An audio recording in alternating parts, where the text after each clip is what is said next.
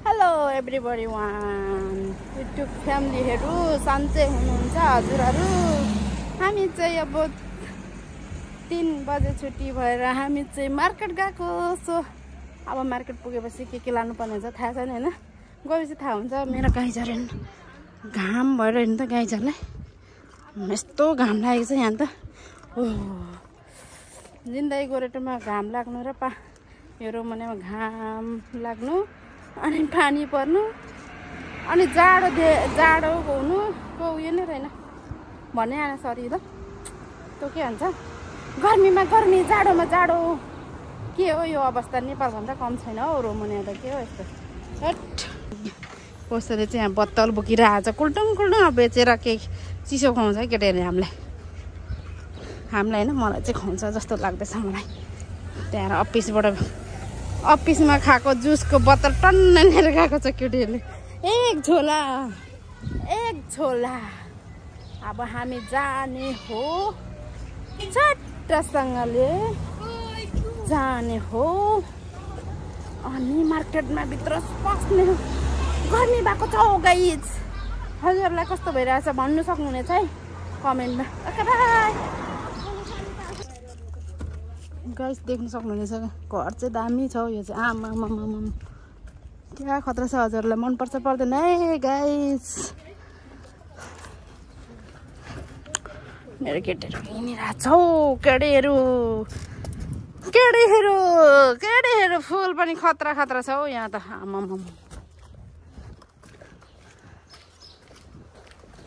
ओइ मेरो जुत्ता त गयो क्या हौ पूर्वतिर। त्यसो भने तपाईँहरूलाई गर्मी धेरै लागेको छ कि लक्ष्मी दिदी? तपाईँलाई कति गर्मी लागेको छ हौ? ए नेपाल गर्मी कि यहाँ गर्मी लागेको त तपाईँहरूलाई भन्नु सक्नुहुनेछ। नेपालमा त हिउँ पर्छ हौ, हाम्रोमा त हिउँ पर्छ अरे माइली हो र। सर्लाइतिर त हिउँ पर्ने रस्ती यसले के भन्छ बुझ्छ गाइस। यो के सत्य हो त भन्नु सक्नुहुनेछ है को सर्लाइको हुनुहुन्छ। मेरो बहिनीले यहाँ के भन्दैछ केपी बाजे। अनि हामी पहिला बसेको ठाउँ आयो। यो चाहिँ हामी पहिला बसेको यही हो के अरे यही घरमा। आमामामा यस्तो घर छोडेर हामी गयौँ, हामीलाई थाहा भएन। घाम चाहिँ रोइलो लागेको छ रोइलो। यहाँ र यो भित्र हामी त यहाँ हो। तिमीहरू त यहाँ बस्यो नि त नि हाम्रो उता लगिहाल्यो।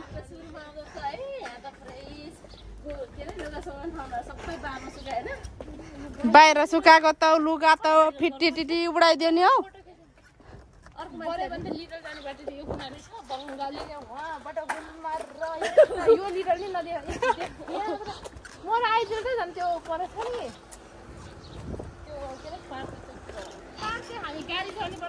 यो चाहिँ लिडलै साथी हो। हामी चाहिँ पहिला फर्स्टचोटि यहाँ आउँदा हामी यहीँ सपिङ गर्थ्यौँ। यहीँ थिएछ हाम्रो घरदेखि, तर हामीलाई थाहा थिएन नि त। त्यही भन्दैछ मेरो साथीहरूले। छ भन्छ बाहिरपट्टि हुनसक्छ मेबी गाइस। यस्तो घाम त नि मुनिबाट बलबल यो भुइँमा त नि के हो अन्डा पकायो भने पनि पाक्छ होला है नि।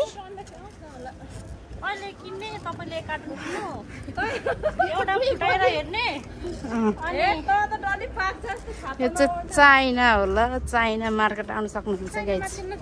चाइना मार्केटमा नगर हुन्छ जिन्दगी गोरेटोमा।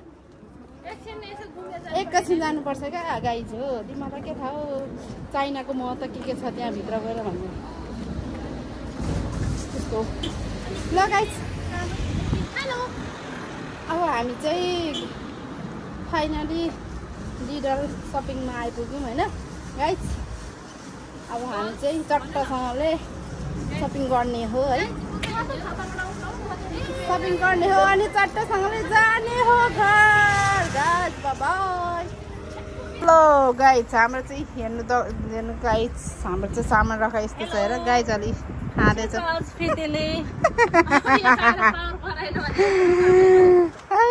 पावर बढ्छ अरे यो खायो भने चाहिँ हो गाइस यत्रो छ हाम्रो त सामान हेर्नु न सामान आमा थोरै छैन गाइस मेरो चाहिँ यो 2टा हो यो 3टा चाहिँ दिदीहरुको 2जना गाउँबाट यो चाहिँ मिस्टर सिस्टरको हो झन् मिस्टर भने ल गाइस अब हामी चाहिँ घर जाने हो फाइनली ल बाइ बाइ गाडी जानु हुँदैन अर्काको मेरो होइन भरे फेरि मलाई अनि भरे मलाई फेरि रतन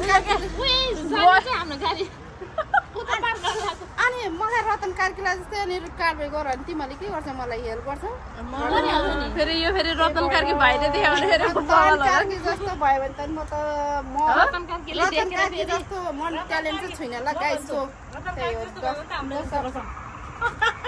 कस्तो गर्छ अरे खुट्टै देखेन गाइसहरूले नि के गर्छ